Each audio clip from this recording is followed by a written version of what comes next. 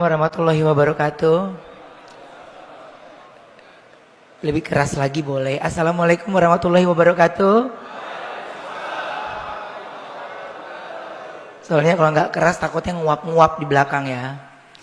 Ini terima kasih atas kesempatannya Bib. Terima kasih sekali. Terima kasih juga untuk semuanya yang ada di sini. Ini kali saya pertama hadir di acara hebat seperti ini, acara besar bertemu dengan saudara-saudaraku semua. Tapi singkat cerita saja, mungkin kalau diikutin perjalanannya lumayan panjang. Saya pun di vlog saya tidak menceritakan secara detail karena panjang sekali menuju saya akhirnya ada di Islam saat ini. Tapi 4 tahun terakhir sebelum saya menjadi seorang Islam atau mualaf, itu saya melewati pergejolakan yang cukup dahsyat. Banyak hal dan pertanyaan, mungkin karena saya di TV sering bertemu dengan para ulama. Jadi saya harus pilih satu yang kira-kira yang bisa membimbing dan bisa menjawab pertanyaan saya. Dan ada satu yang waktu itu benar-benar membuat saya itu kagum, yaitu Habib Utsman. Habib Utsman, saya sering bertemu dengan beliau. Dia tidak pernah melihat saya dari siapapun, tapi dia selalu rangkul saya dan dia selalu tanyakan apa kabar. Ya, itu tidak pernah berubah. Dan di situ Habib Utsman sudah mulai, saya sudah mulai tukeran nomor telepon dan mulai komunikasi dengan aktif. Ketika pada saat saya lagi haus pertanyaan dan ingin bertanya, Habib Utsman tidak pernah yang namanya tidak membalas sama sekali. Semua pertanyaan saya tentang Islam beliau jawab. Beliau jawab, habis itu saya nggak balas lagi. 4 hari, 5 hari baru saya tanya lagi. Begitu terus selama 4 tahun. Selama 4 tahun. Sampai pada akhirnya mungkin Allah sudah punya cerita untuk saya sendiri. Saya punya keluarga besar di mana orang tua saya semuanya 80%-nya muslim. Dan mereka semua sangat amat menyambut saya baik ketika saya sudah menjadi seorang muslim.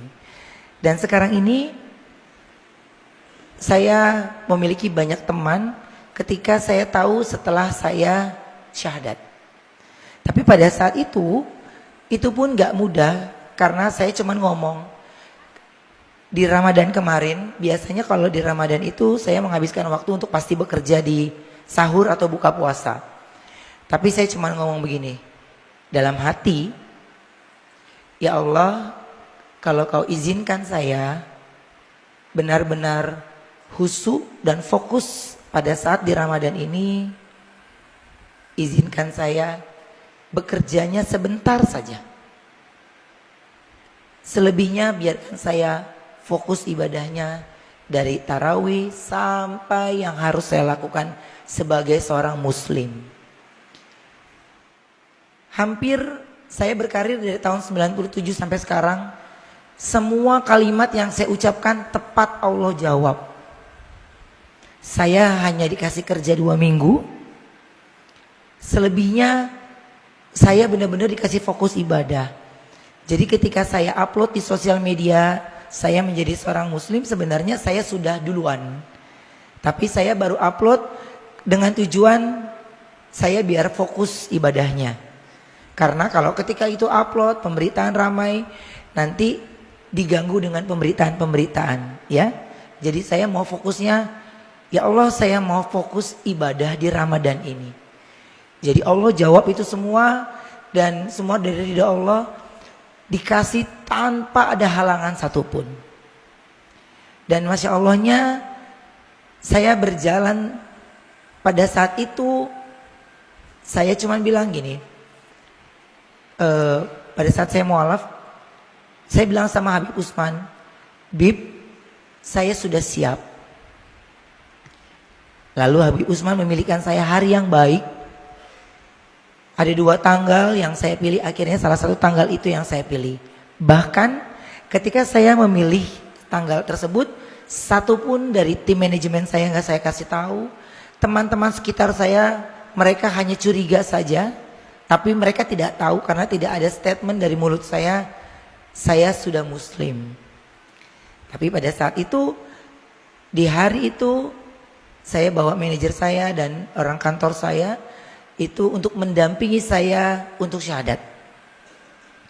Di rumahnya Habib Usman, di tempat itu saya benar-benar khusyuk banget sesuai dengan apa yang saya kepingin. Saya ingin ya Allah menggunakan baju putih. Karena pada saat itu saya selalu ada aja ketika di satu kerjaan yang mengharuskan warna ini, tapi saya bilang ketika saya memutuskan saya syahadat, saya maunya menggunakan baju warna putih. Dan Habib Usman memberikan saya waktu untuk saya maunya wangi Bib. Setelah saya syahadat selesai, saya baru menangis. Karena semua yang saya ucapkan Allah jawab tanpa satupun yang meleset. Saya cuma bilang, perkataan saya ketika saya masuk Islam dan tidak ada embel-embel hati marah, kesal, benci dengan apapun yang terjadi sama saya sendiri. Tapi saya cuma bilang, ya Allah, saya ikhlas. Satu kata yang buat saya itu pendek, tapi kalau kita lakukan dengan baik, saya cuma ucap, ya Allah, saya ikhlas.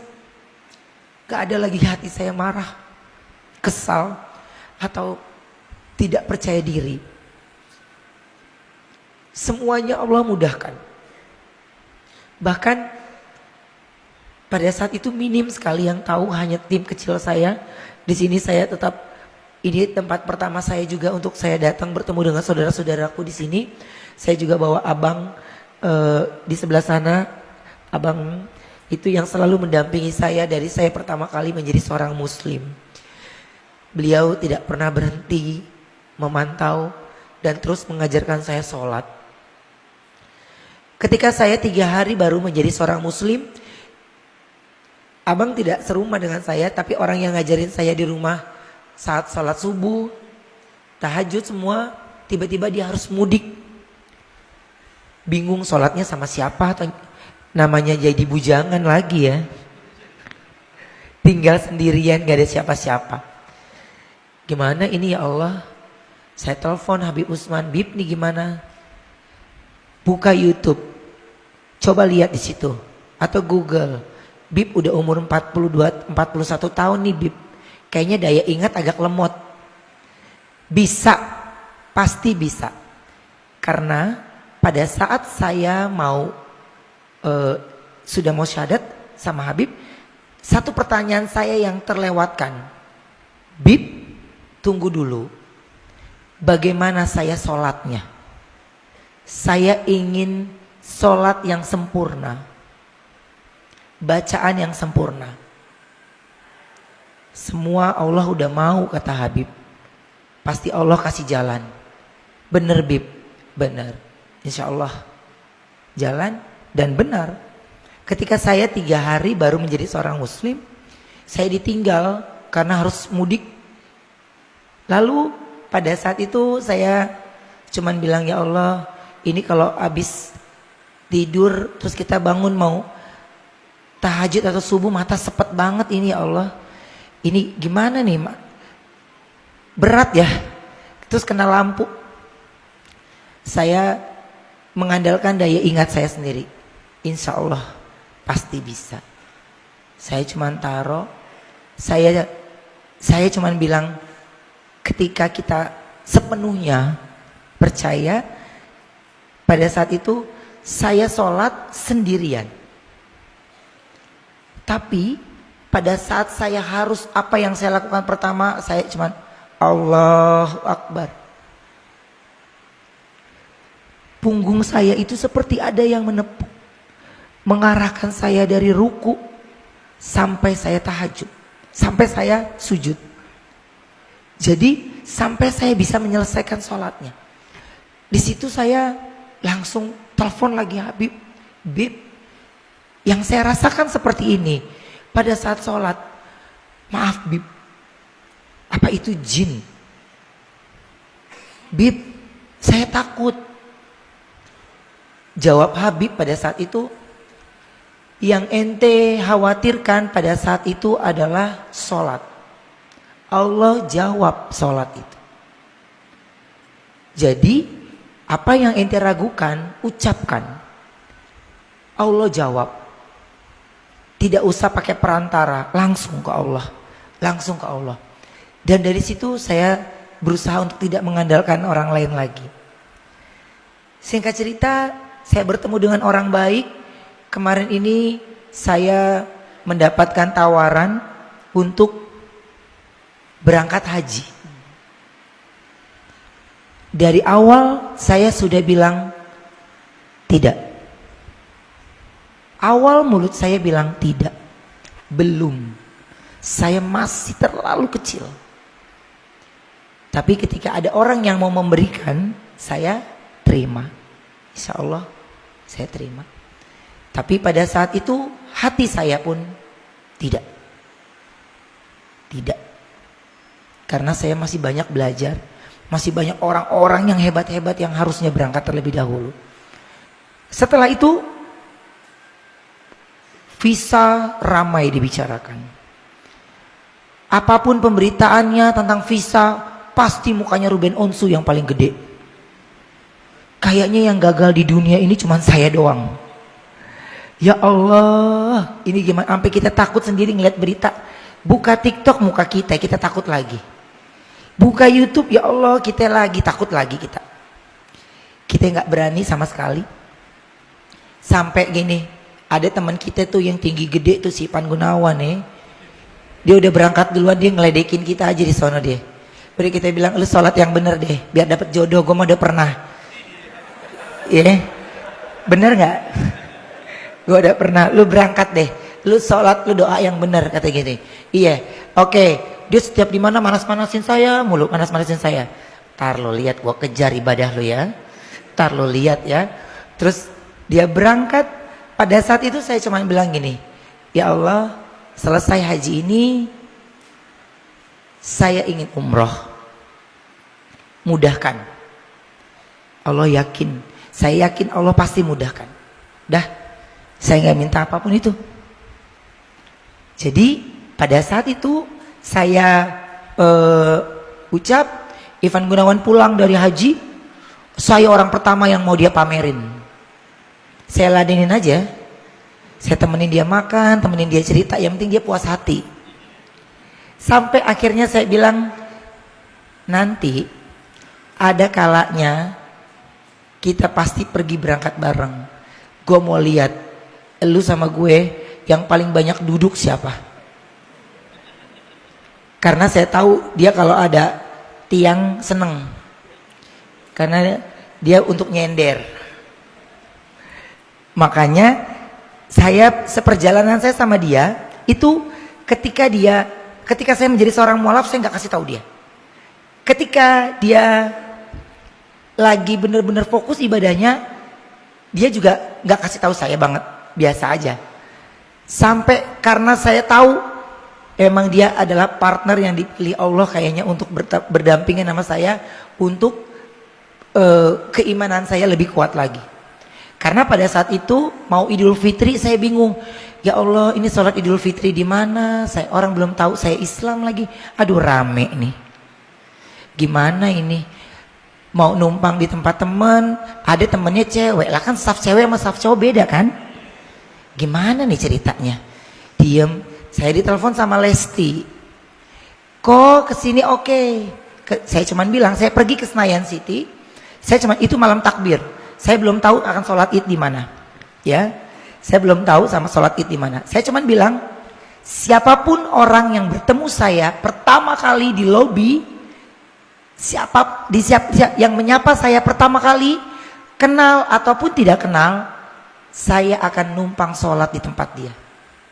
Itu saya ucap. Percaya atau tidak. Baru masuk mall, turun dari eskalator. Dari sekian banyak manusia, Ivan Gunawan yang turun. Ya Allah, gua gak bisa jauh dari ini manusia. Jadi saya cuma bilang, hey, gua besok numpang sholat di tempat. Gua udah tebak lu Islam kan. Berisik lu ah. Jadi itu kalau Allah udah punya mau ya, saya cuma ucap doang. Siapapun yang menyapa saya pertama kali, mau dia kenal nggak dikenal, kalau dia nggak dikenal saya akan, Bapak rumahnya di mana? Saya mau sholat di tempat Bapak. Itu yang pertama saya mau lakukan. Bisa-bisanya dari banyak orang lagi takbiran ya, ada di dalam mall itu tuh, bisa-bisanya cuman dia yang ngelihat kita. Ya Allah, emang nasib gue di tangan dia. Saya disuruh standby sholat id jam 4 pagi. Ini ustadz aja masih nguap. Gue jam 4 pagi mau ngapain? Jam 4:30 nyangkut dia di perumahan ya bang. Portal. Gak ada yang nyetirin mobil. Udah kita cuma ngomong gini doang. Waduh matahari udah mau terbit, kita udah diomelin sama Ivan Gunawan. Kita belum nyampe-nyampe. Sampai sono kita ditinggal setengah jalan. Saya taruh mobil di tempat orang, saya ikut dia. Sampai sana jam 5 ya, jam 5 lewat ya. Masih sepi, kaca masih pada dingin sama AC. Lah ini sholatnya gimana sih, masih sepi. Kok kita duluan, kata dia. Gue mau duluan datang supaya di paling depan. Ini tiangnya paling oke. Hah? Kurang ajar ya. Saya cuman begini, ya Allah, karena cuman dia doang lagi yang nampung kita sholat id ya. Ya sabar, udah sabar. Jadi pada saat itu beliaulah yang terus mendampingi saya sampai akhirnya beliau meninggalkan beberapa pekerjaannya dan apapun yang dia lakukan saya pun ikuti. Sampai kemarin akhirnya saya umroh. Saya berangkat dengan 17 orang. Karena itu sudah niat saya ya Allah. Dalam perjalanan saya ini ada 17 orang, di mana masing-masing ceritanya ada dalam perjalanan karir saya dan perjalanan saya menjadi seorang muslim. Saya berangkatkan, Allah izinkan. Tapi banyak sekali kata-kata di kuping saya. Wah ini susah loh, ini susah loh. Gak lah, sama Allah mah. Kalau kita minta mah pasti dikabulkan. Amin ya. Ini kuping banyak, nanti begini loh, nanti begini. Saya banyak ditakut-takuti. Saya sholat lagi. Terus ada berangkat lagi, mau berangkat umroh. Kita ada sholat subuh dulu di bandara. Saya makin deg-degan, akhirnya saya telepon travelnya pesawat jam 9. Saya subuhan di rumah aja. Saya mantapkan lagi dari rumah. Mantapkan lagi, berangkat. Semuanya Allah kasih mudah sampai akhirnya di Madinah. Allah mudahkan lagi. Saya di Masjid Nabawi langsung.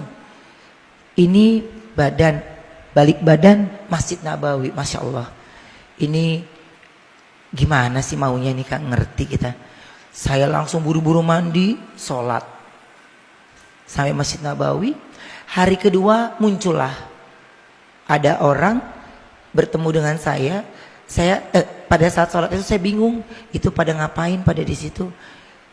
Asisten nggak tahu pada kemana, pada mencar. Kita seorang diri di Masjid Nabawi, cuman ngeliatin doang. Tapi tiba-tiba Masya Allahnya ada orang yang ngasih air di gelas langsung. Oh ini namanya air zam-zam. Saya kasih. Saya cuman bilang itu apa? Ada yang nganterin. Saya nggak ngerti caranya kan. Bagaimana caranya mengambil itu benar-benar nggak ngerti. Benar-benar ada rasa takut, deg-degan sendiri. Tapi saya yakin nggak dikasih nyasar. Hari kedua saya di situ bertemu dengan orang yang hebat banget. Saya entah dari mana. Dia merangkul saya. Dia menggunakan bahasa Inggris. Saya bilang cannot. Saya nggak bisa bahasa. Takutnya saya berharap saya bahasa Inggris nggak bisa, ntar malah salah arti ya. Jadi terus dia ucapkan pakai bahasa Arab. Terus dia ucapkan Assalamualaikum alif. Saya waalaikumsalam. Saya sholat lagi berikutnya, ada lagi askar. Assalamualaikum alif. Saya nengok kamera, apa saya dikerjain? Kok manggilnya alif? Saya masih diem. Selesai sholat, saya lewat lagi, saya istirahat sebentar karena mau duha. Saya habis subuh pulang dulu, mau duha. Terus selama saya jalan pulang, 2 orang kembali menyapa saya, Assalamualaikum alif, dari orang yang berbeda. Di situ saya nggak ngomong sama siapapun, saya diam aja. Saya tidak bahas itu melalui sholat saya. Tapi ketika saya sampai di Mekah, saya cuman bilang, apa yang orang bilang susah, pasti Allah mudahkan. Pasti Allah mudahkan. Ya Allah, sudah sejauh ini saya, pasti Engkau mudahkan. Saya orang manusia tinggi gede, kita cuma sekecuil. Gak ada apa-apanya, kegeser juga mental 2 meter. Ya. Ketika saya bilang, ya Allah, saya harus sampai di sana. Harus sampai di sana. Tadinya megang kamera, gak ngerti gambarnya ya, intinya. Saya jalan terus, Masya Allahnya, Allah mudahkan. Saya langsung cium Hajar Aswad, tapi saya bingung doanya apa. Ya Allah, lupa yang saya mau minta apaan ini. Saya cuman ngucap gitu. Sampai ya Allah sekali lagi ya Allah sekali lagi sekali lagi baru tuh yang saya mau tuh semua terucap. 2 kali tuh nggak ada satupun, alhamdulillah saya nggak sama sekali ditarik sama askar. Yang ketiga baru saya ditarik sama orang yang gede-gede banget ya. Saya cuman bilang ya Allah, Allahu Akbar. Saya baru nengok ke belakang, manusia tinggi gede, kita sedengkulnya dia kayaknya. Ya kita sadar kita cebol ya, pendek, dia tinggi gede, tapi ucapan dari saya gini, ya Allah, ini masalah hidup gue segede gini ya, Bismillahirrahmanirrahim, Allahu Akbar. Saya pakai buak, saya masuk lagi buak, saya lewatin itu, alhamdulillahnya. Ketika itu udah ya Allah, cukup 3 kali, saya nggak mau jadi manusia serakah. Saya bergeser, saya dibantu sama askar. Tinggi, pintu Ka'bah itu tinggi sekali ya Bib. Pintu Ka'bah itu tinggi sekali. Orang yang secuil ini, saya juga bingung tuh gimana nih tangan bisa nyampe. Saya ditarik sama askar, diarahkan ke pintu Ka'bah. Ya, karena kita masing-masing menyelamatkan sendiri-sendiri kan nih. Gak ada yang bisa bawa rombongan. Saya megang pintu Ka'bah, saya menangis, langsung saya semua ucapan dan doa yang saya inginkan saya ucapkan di situ. Saya berhenti ketika ada suara di kuping saya itu berucap jelas sekali di kuping saya, jaraknya tidak jauh, jelas di kuping saya. Assalamualaikum alif. Dari situ saya baru sadar betul. Dan saya turunkan tangan saya. Di situ baru saya mengingat dari awal saya di Madinah sampai saya di Mekah, semua bahkan di kuping saya pun Assalamualaikum alif. Disitulah saya baru menangis. Saya merasa tidak sendiri karena saya sudah andalkan Allah semuanya. Terakhir kali sebelum saya tutup malam hari ini, singkatnya hari itu saya harus kembali, tapi saya masih dapat Jumatan di Masjidil Haram. Saya cuman bilang, ya Allah, dari saya tahajud sampai nanti saya pulang nanti Isya, karena setelah sholat Isya saya baru menuju bandara, izinkan hamba selalu berada di depan pintumu. Entah bagaimana Allah atur semuanya, pokoknya setiap pas azan saya pasti pandangannya ada di pintu Ka'bah, pintu masuknya. Dari situ saya cuma bilang, ya Allah, terima kasih. Ini semuanya Engkau permudah. Sehingga rasa keraguan, rasa takut, rasa khawatir ketika kita libatkan Allah dalam hidup kita, perjalanan kita, yaitu yang saya jalani sekarang ini, dan saya takut sekali. Saya cuma bilang, ya Allah, saya pasti sedih sekali kalau seandainya saya harus terlewatkan sholat. Ya Allah, kenapa saya kalau setiap sholat tahajud, seandainya tahajud terlewatkan, kenapa saya sedihnya tuh bisa sampai kayak sedihnya sampai sedih banget. Jadi jangan kasih saya sedih lagi, besok saya nggak akan ulangi lagi. Dan dari situ perjalanan saya, alhamdulillah sampai saya berdiri saat ini, Allah kasih saya kejutan lagi bertemu dengan saudara-saudara saya di depan saat ini, di atas ataupun di bawah, dengan begitu luar biasa. Habib, sekali lagi terima kasih banyak atas kesempatannya, dan benar-benar belum lama bertemu dengan Habib, tapi rindunya benar-benar rindu begitu luar biasa. Ini sedikit perjalanan saya. Mudah-mudahan apa yang menjadi keinginan kita semua ketika kita langsung khusyuk dan berdoa tanpa perantara, tidak usah ikut campur tangan orang lain lagi, serahkan sama Allah, Allah yang akan atur kita semua. Amin. Assalamualaikum warahmatullahi wabarakatuh.